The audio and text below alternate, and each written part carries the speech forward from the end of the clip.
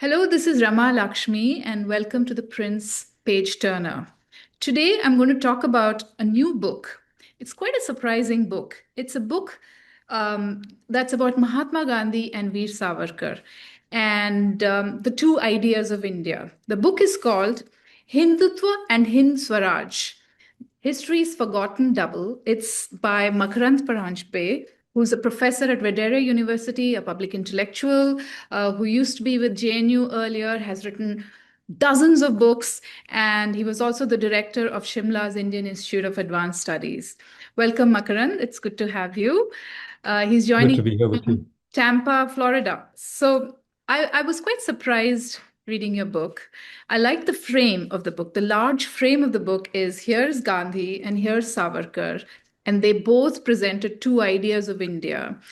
And we have seen these two ideas as polar opposites, dangerously pitched against each other. But what's surprising in this book is Makarand is saying if India doesn't want to have a second partition, we need to reconcile these two figures. We need right now the ground between them is scorched earth between these two historical figures. And what Makarand is saying is we need to have a healing ground, shared healing ground between the two. In 2025, at least in the last 2 decades, it's completely impossible to even think of such a thing. Why are you saying this? Why in 2025? Is it even possible to bring the two together? Well, it's about time. Many, months, many years, in fact, a century has passed after this, polarized division. I start, their confrontation or face-off in 1909 at India House in London, where they both met on Vijayadashmi and presented these two opposite pictures of India. And some people say, and it's been documented, that they met once before in 1906. And here, as you know in the book, I also stage an encounter with them in the afterlife, as it were, where all enmity ceases. So these different encounters between them, there was one more in 1927, if I remember right, in Ratnagiri, where Savarkar was in exile and Gandhi went there to meet him. And again, they disagreed vehemently. Now, the thing I wanted to say, even historically, which is sort of something we've forgotten, that the Hindu Mahasabha, when it began, their leaders were all Congress people, Lala Lajpat Rai, Madan Mohan Malaviya, even Dr. Munjay, who was a kind of mentor to Dr. Hedgewar, who founded the Rashtriya Swayamsevak Sangh 100 years ago. And it is only when Savarkar took over the Hindu Mahasabha that he, in a way, radicalized it and pushed it away from the Congress to such an extent that later on, after Indira Gandhi, the Congress went against, as it were, what it considered the Hindu right in a manner that was very polarizing. So, to answer your question, I think it is about time that we went beyond these historical divisions and even political divisions. And the point that I'm really trying to make is, as Indians, as thinking, voting Indians, we should not be compelled to choose in this fashion and get polarized ourselves. And that's what I mean by suggesting that intermediate hermeneutics, which is what I propose in this book and in some of my earlier work, also becomes remedial. It also becomes healing when you carry it to its, if not logical conclusion, but if you make it a process of self understanding and understanding the other.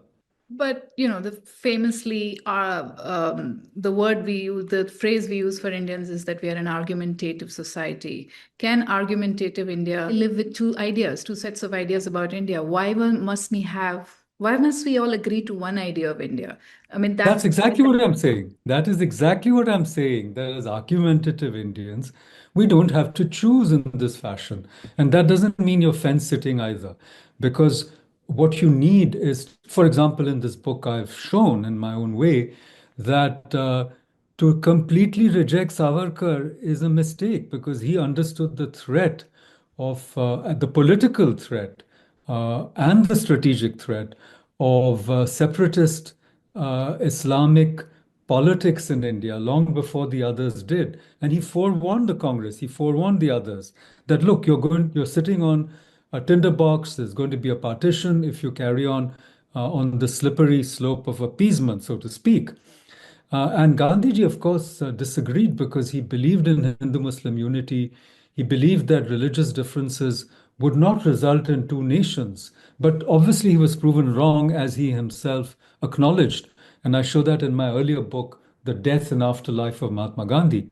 So we can't reject Savarkar entirely. And the very important thing in today's context is we can't reject Gandhiji. We're trying to bring him down, day in and day out. We abuse him. We call him some kind of child molester. And God alone knows what all he's been, considered responsible for retroactively, which is really patently false. Because from the other side, we have to remember that Savarkar was never a mass leader. He never won an election. And there's no way in which he could have been, not that I appreciate these terms, the father, of the nation. I mean, Gandhiji didn't want to be called that either. So the point is, Gandhiji brought about a mass awakening. He taught us how to stand up against superior power. And all our protest movements, even today, the non-violent ones at least, they take their inspiration from Gandhi. And we are a democracy today largely because of that mass movement that he led. Otherwise, I'm sure personally, and historically we can talk about this, but we would have become either a communist state or a dictatorship.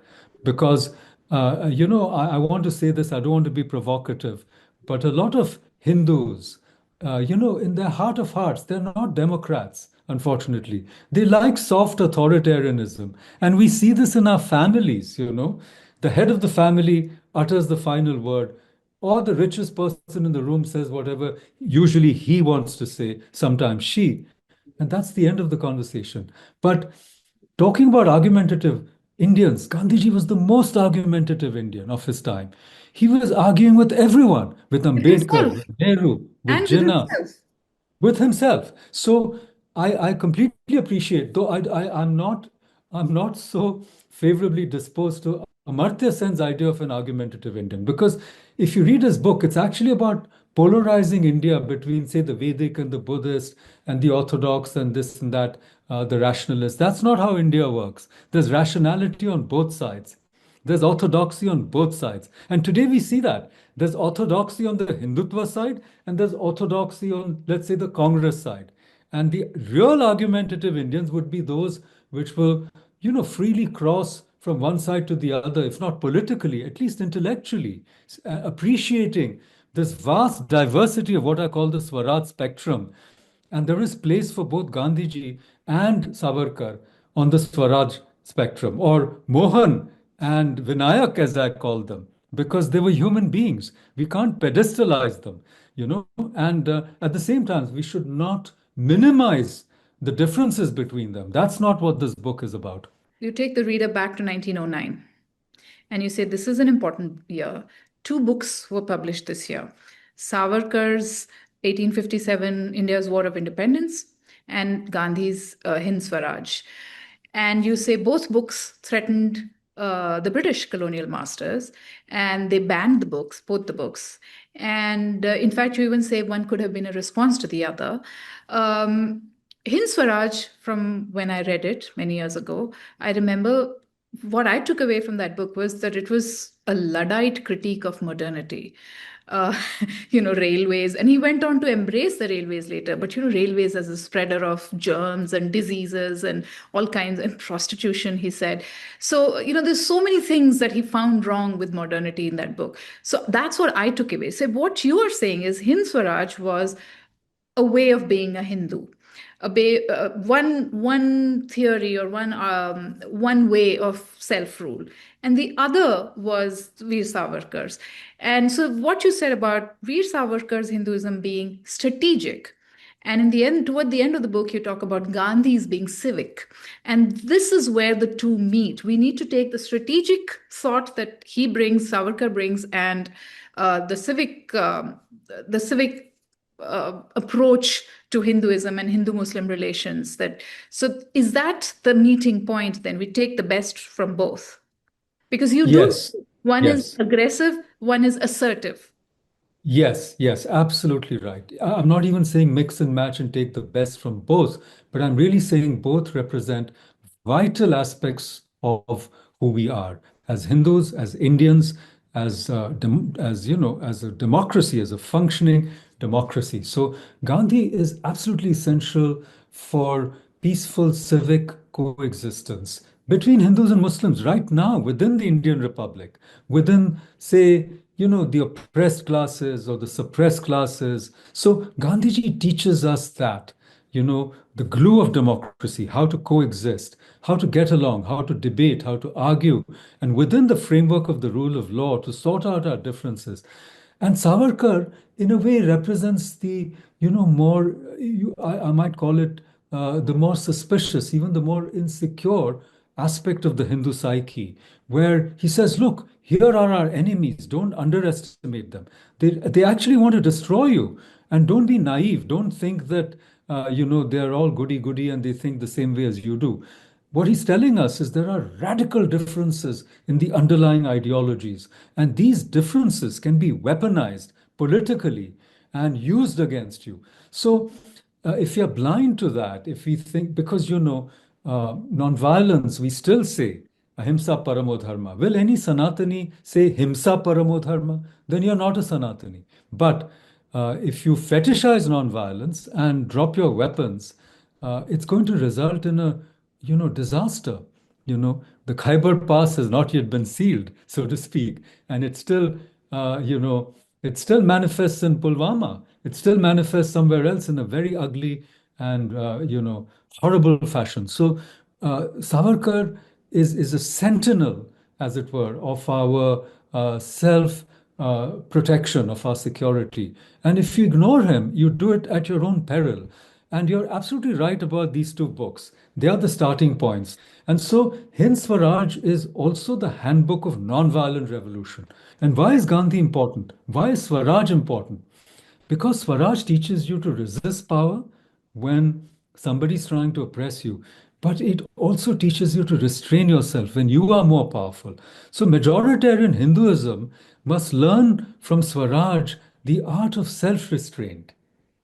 You, it's a good segue to the next point I wanted to make, which is I wasn't able to, after finish reading the book, I wasn't able to categorize it easily. I don't think it fits in any neat box. It's philosophy. It has a large canvas. It's philosophy. It's history. It's you're talking about dharma. You're talking about religion. You're talking about society. You're talking about historiography. You're talking about geopolitics, colonialism at that time. You're talking about Rushdie, you're talking about Bhairappa, you're talking about Naipaul, you're talking about the Bhakti movement, you're talking about Savarkar, you're talking about Aurobindo, Tipu Sultan. And Nehru. It's a very wide canvas, and it just flows like water.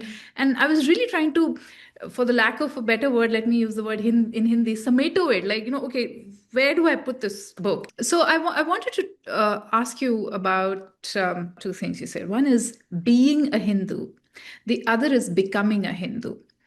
And you say being a Hindu is a fairly easy position, and it's about yourself, your inner conversations, and your relationship with the one or whoever you want to believe in. Becoming Hindu is a political ideological project, and you say it's not a fashionable space. And I'm surprised you said that in 2025, when I think it is fashionable. But you say it's contested, it's dangerous, and you can be cancelled. Why do you think it's important, this transition from being Hindu to becoming Hindu for today's India? Well, let me respond to your first point first, which is I'm glad that you saw the breadth of this book and its refusal to get boxed in, to get straitjacketed, because I think we are moving to, a level of specialization and expertise, which is, of course, being challenged by AI on a daily basis, in such a manner that we've lost our capacity for deep cognition. There's so much pseudo cognition, both human and artificial today, that deep cognition is a rarity. So I think a civilizational understanding, such as the kind that I've tried to propose, and it's not East versus West either, it defies those binaries too, requires that breadth of understanding and analysis. And that's what an intellectual at large is supposed to deliver, especially after they're retired. They're not really, they're not within disciplinary boundaries. And you'll notice how that I've tried to, in a way, tweak, my intellectual, as it were, hat at at historians because they keep poaching on literature, and I wanted to reverse the gaze. And one of the things, I've proposed in this book is a new way of doing history. And I've said history is a mystery, to use E.M. Forster's, idea in Passage to India. But it's not a muddle. So history Okay. cannot be completely decoded as the evidence-based historians want to fix history too. The Congress fixed history, now the BJP wants to fix history. You can't do it that way. You can't write revenge histories, right? The wrongs of the past cannot be undone by the revenge of today. We can't do all of that. So the book is a serious engagement with the past or with our vasts of the pasts, if you want to call it that. So it's also very poetic in that sense. So I'm glad you appreciated that, or you picked that up. Now to your second question, which is really important. I think becoming Hindu is a political and ethical responsibility. And it only happens, or I think it's thrust upon a normal Hindu who is very happy being Hindu, without having any commitments, without necessarily having to go to church on a Sunday or pray 5 times a day. It's very easy to be a Hindu. Many of us are born Hindus, and then we do nothing about it. But when we understand later on how precious this space is, this pluralism that Sanatana Dharma represents, and how it is constantly under threat. So I call these, threats. There is a sliding scale. So there are the Sanatanis and the co-Sanatanis. There are co-Sanatanis. That is, people who don't want to consider themselves Sanatanis, call them the Jains, the Buddhists, the Sikhs, the others, or the Ambedkarites. They say, oh, we are not Sanatanis. Fine. So they are co-Sanatanis, right? And then there are non-Sanatanis, which is also fine. Marxists, modernists, mullahs, Macaulayites, whatever, they are non-Sanatanis. But when they become anti-Sanatani, then what do you do? Because when somebody is anti-Sanatani, basically they're trying to destroy you, the missionaries, the whatever, the conversion people. They basically are saying that we have the right to proselytize you. And Max Muller said it. He said that there are proselytizing religions and there are religions which get proselytized. So by that logic, you would diminish to the point of extinction. So that is when there is a defense. And all our gods and goddesses, you'll see, they have the Saumya Rupa, right? They're usually very benign. And then you see, like, in your Navaratris, you see how the goddesses get fierce towards the end. And then again they become Saumya. So this is the Sanatani method that when someone tries to destroy you, then you have to show the Ugra Rupa. But if the Ugra Rupa becomes normalized, like Ugra Hanuman, that is losing your essence. Then you become like the person or like the entity or like the ideology or like the religion you're trying to oppose. And in that process, you lose yourself. So that would be the other kind of tragedy. So I guess, to really answer your question, we have to be Hindus most of the time, and sometimes we have to become Hindus, some of the time, especially when someone is trying to knock you down. And again, Vivekananda said that, he said that if someone abuses your guru or religion, knock them down. That's what he said humorously. I mean, don't take it lying down. The constant, meek Hindu and their, endless apologies for being who they are, whether they're idol worshippers or whether they wear a sari or whether they wear a bindi or whoever they are, whatever they do. I think we have to stop this. Whether they light a lamp on Diwali. I'm sorry that the time has come that being ashamed of who we are, is simply not on. And so becoming Hindu, and sometimes that means becoming Hindu politically. That's also important from time to time. Yes. Is Gandhi's being Hindu Is he thrusting a meekness on us? No, I don't think so. Others thought so, but I think it was perceived like that. And I don't think Gandhi was a meek and cowardly person. He was meek, yes, but he was meek in the sense that Jesus wanted us to be meek, not to be weak. There's a difference between being meek and being weak. And that is why they say, Majburi ka naam Mahatma Gandhi. No, that's not who Gandhi really was. You know, he said that to be non-violent, you had to be braver. You had to have more courage than the violent person. Because violence comes to us easily. If someone hits you, you hit them back. That's our normal instinct. But I think the way Gandhi has been misunderstood from both sides and turned into a weakling and a coward, and the right-wing Hindus abuse him because they say, "Oh, you made us tie our hands at the back, and then we got slaughtered or raped or whatever." That's not what Gandhiji really advised us or wanted us. But he himself admitted, and this is where I think we have to move beyond these received ideas of Gandhi as well as Savarkar. You He also himself say that admitted, Savarkar looked at, wanted you to respond to this Hindu victimhood that, Hindus are not victims and should not be victims. And Gandhi, on the other hand, looked at the oppressor as the victim. Can you just unpack this victimhood debate between the two? yes, the victimhood syndrome is very dangerous. It's also very seductive because if you perpetually cast yourself as a victim, it then allows you to do horrible things to other people on the one hand, and it also allows you to escape your responsibility. So I don't think that either Gandhi or Savarkar wanted us to be victims in that sense. I agree that Gandhi felt that the oppressor was the victim because they had departed from their true nature and they needed to be saved. But to do that, you had to be so strong, and most people can't be strong to that extent. And Gandhi had the privileges of birth and education, and also he made himself into something extraordinary, a force of nature almost.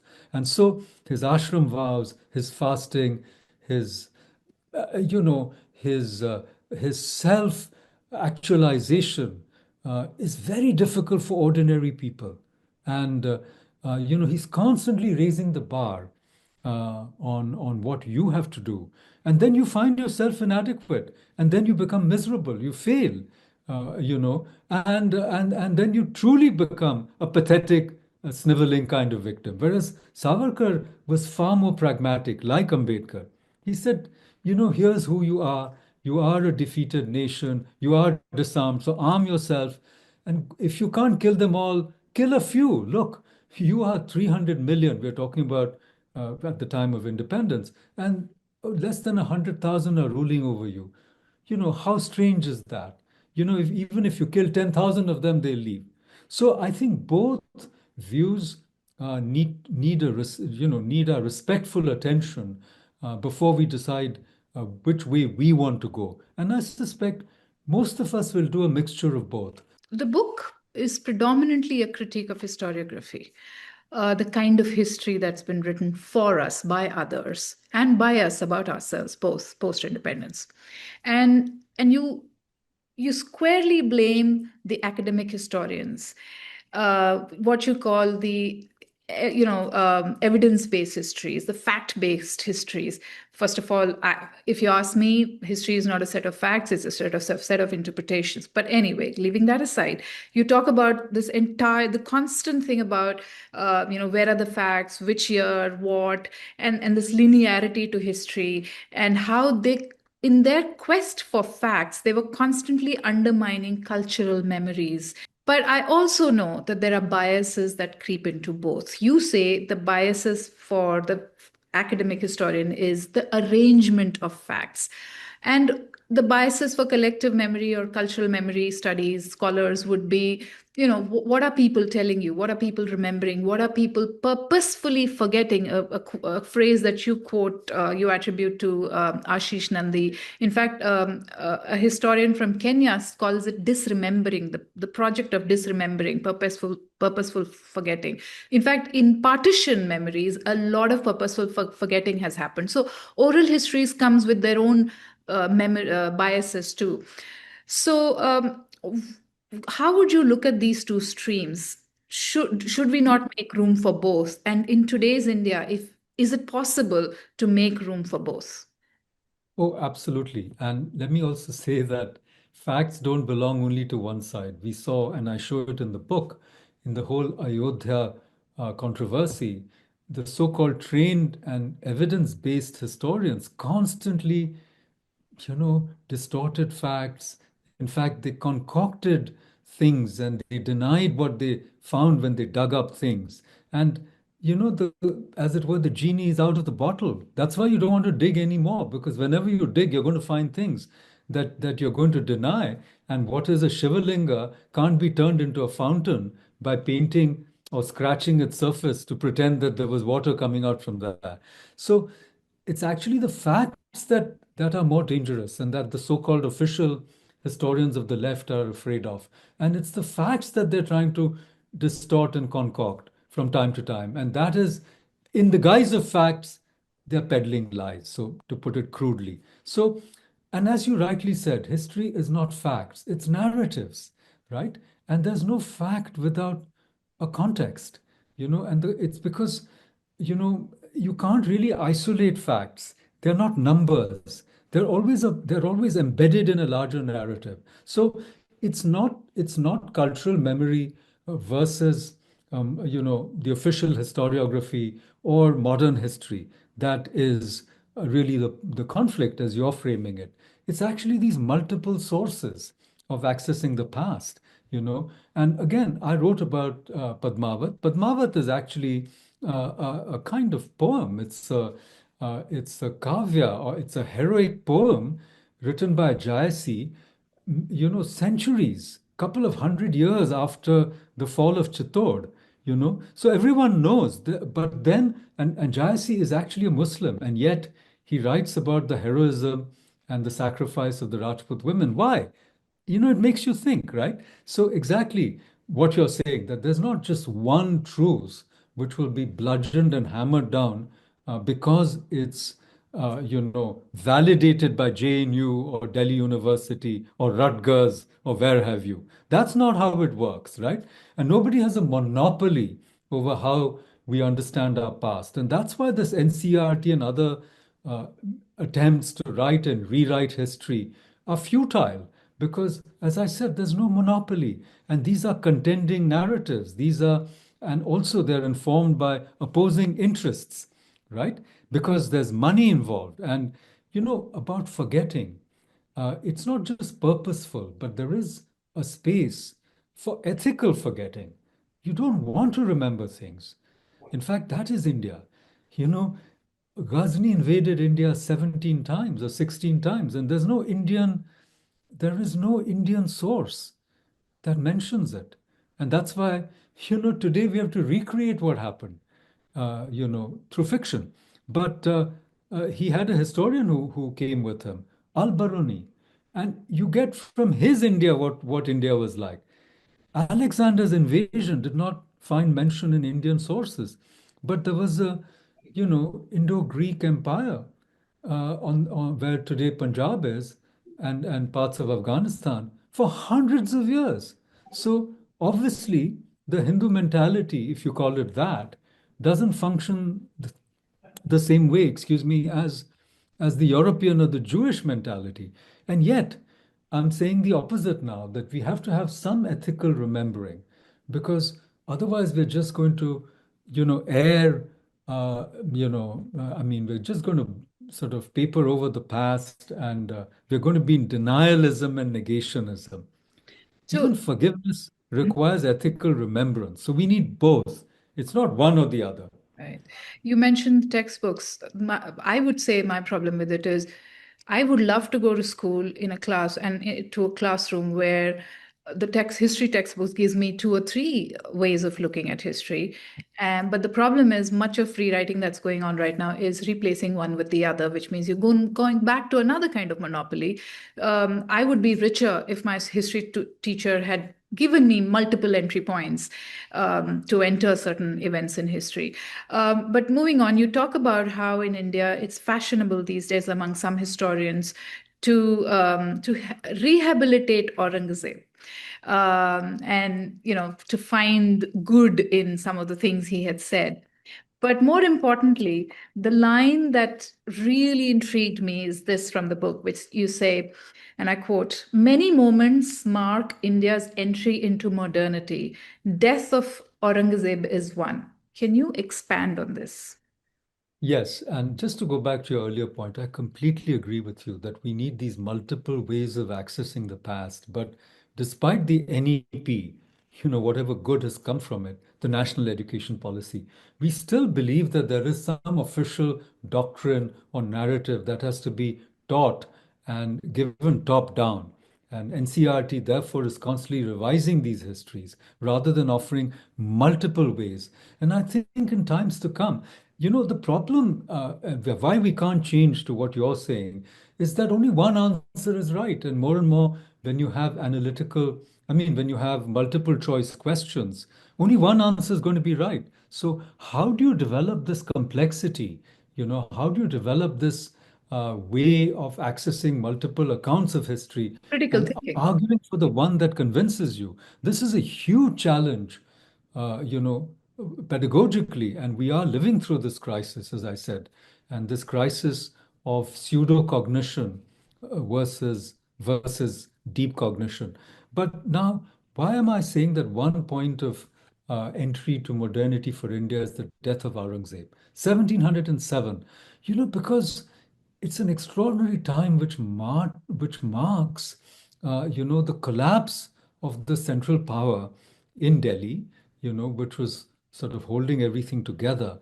And it not only allows the Marathas to have about a century of power and dominance in India, and the Maratha Confederacy, I don't want to call it empire. I dislike that phrase. It's the Mughal Empire, I understand that, but not the Maratha Empire, for heaven's sakes. It's a confederacy. And that's why it worked. A loose arrangement of different kinds of people, different communities, different castes, and so forth.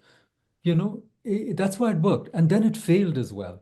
It failed because it came up against, this modernity, this, not just capitalism, but the force of, European ascendancy, rationality, organization. And I would say that in a way, it really, 1707 tells you what happened with Ahmad Shah Abdali. I mean, the kind of the Third Battle of Panipat, but it also tells you what happened between Clive and Siraj-ud-Dawla with 5,000 soldiers. How can you defeat an army of 70,000? What happened there? So, entry into modernity really means entry into a world which is being shaped by the Industrial Revolution, by modern technology, which cannot be reversed. So that's why, in a sense, Gandhi, you called him a Luddite. Yes, you're right to some extent, though he loved, the telephone and the telecommunications. He grew to love the Today he railways would too. be on railways and he would be on social media. So anyhow, so his opposition to technology was more moral and ethical. It was not really pragmatic. And so what I'm trying to say is that something happened around that time all over the world. And that's why 1857, we could not throw out the British, because the challenge of modernity was already upon us. And a feudal form of resistance was going to be futile. We needed a modern civic form of, resistance to empire. And it happened on multiple fronts, including Subhash Chandra Bose's, attempts to create an army to throw out the British. You call 1857 a feudal form of resistance? Oh, totally. I mean, you had, they were trying to revive, they put Bahadur Shah Zafar, a feeble, he was not at all Bahadur from what we know. They made him the token of resistance. It's ridiculous. And I mean, look at our lack of boldness. The Marathas could not depose the Mughals. They didn't have whatever it took to do it. And the British did it. After 1857, they sent him to Rangoon. They sent Tipu's sons to Calcutta. The British did things that Indian powers could not do. Let's face it. So we would still be harking back to, I mean, we would not have been able to conceive of a democratic state, even if we had thrown out the British, in 1857. We would have had another century of these chota mota wars, and we could not have conceived of a modern state at that period. And maybe we could have later, because entry into modernity through colonialism was a terrible, terrible, I would say, trauma for India, right? The famines, I mean, even the Bengal famine, we lost 3 million people. The suffering that India underwent, the price of modernity. By the way, all societies pay the price of modernity. There is Britain a, did too. there is a book I read just before I read your book. It's by Anand Teltumbde. It's called The Caste Consensus. It's coming out next week in about 10 days from now. There's a line in that which says, let's speculate if India had encountered modernity not through colonial power, but through industrialization, how different our modernity would have been, how different our caste consciousness would have been, which is very interesting because colonial industrialization was very extractive and there was no processing industries associated. It was extractive, take stuff from here and take it elsewhere. So the processing industry, he says, would have played a very important role in caste consciousness, which is a very interesting way of looking at it. But I want to end by talking about a few lines in this book. I'm going to read these lines and then I'm going to ask you the question. Some of these lines are, when I read them, it almost sounded like you're criticizing what's going on in India today. In fact, it did sound like that. As if India had gone into too much of an extreme and you were trying to desperately drag India back to a muscular middle again, because the middle is always muscular, more muscular than the shrill extremes. You say, and I quote, is it possible to reclaim past without avoidable provocation? Is it possible to reach $10 trillion economy by 2030 without lies and delusion? Is it possible to avoid the temptation to glorify the past? When it comes to, and then you say, when it comes to difficult questions, these are difficult times. And then you say there is a third way other than appeasement and polarization. And Hindutva must allow room for the other. These lines kind of show the mood you're in. You're unhappy with the polar extremes that locks India in an endless debate today. You probably want India to stop arguing and stop headbutting right now because it's gone way too far for way too long. Do you think it's possible now for India to come to the center and regain the muscular middle position? And what is the way to do it? See, obviously, we need it because, and my remarks are more, you know, what's happening with the polity, what's happening, the diametrically, the headbutting, as you said, in the political sphere. Whereas that was not the case even during Nehru or earlier times, Indira Gandhi, Vajpayee. There was a space for the opposition as well. And that's so important in a democracy. See, you can't take a position where you discredit or delegitimate anybody else other than yourselves. Even if it's a political strategy, you can't say that no one else deserves to be in power because they all betrayed you, they lied, or they were collaborators with the British. That would be a way to destroy not just democracy but society itself, Indian society itself, not having room for diversity, for pluralism. So I do hope that there is a sort of return to the muscular middle, as you call it, because it's a necessity of the times. And the other extremes on both sides are also not only impractical, but they're not true. And as I said, the wrongs of the past cannot be righted, by the revenge of the present. That would be a way to hurt ourselves and our own society. Yeah. And this correction that started a few years ago in the last couple of decades, you think this has overcorrected itself? See, I think that we want to be a knowledge society. Then how can we be, so narrow-minded? And where is the intellectual capacity to understand these complexities? Why are we not creating a culture of excellence? These are the questions that interest me.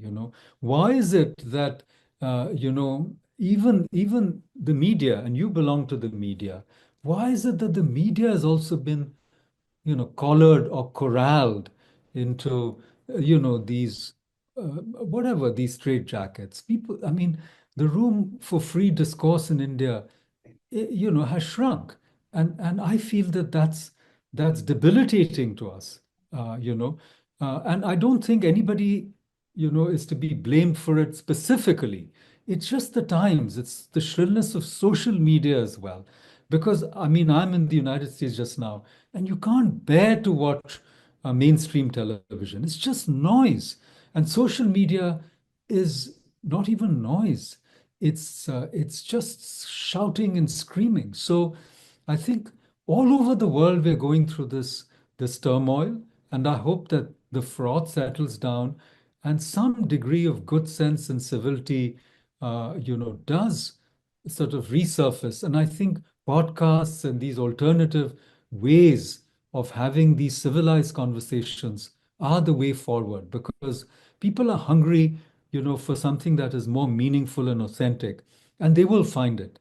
And I hope that this is one of the ways that we can enlarge the space for these kinds of discussions and dialogues. And the one way that you recommend in your book is Swaraj Samvad. Thank you so much. The global Gurukul and Swaraj Samvad. Thank you so much, Makarand. Thank you for the book, and thank you for joining this conversation with The Print today. Thank you for inviting me.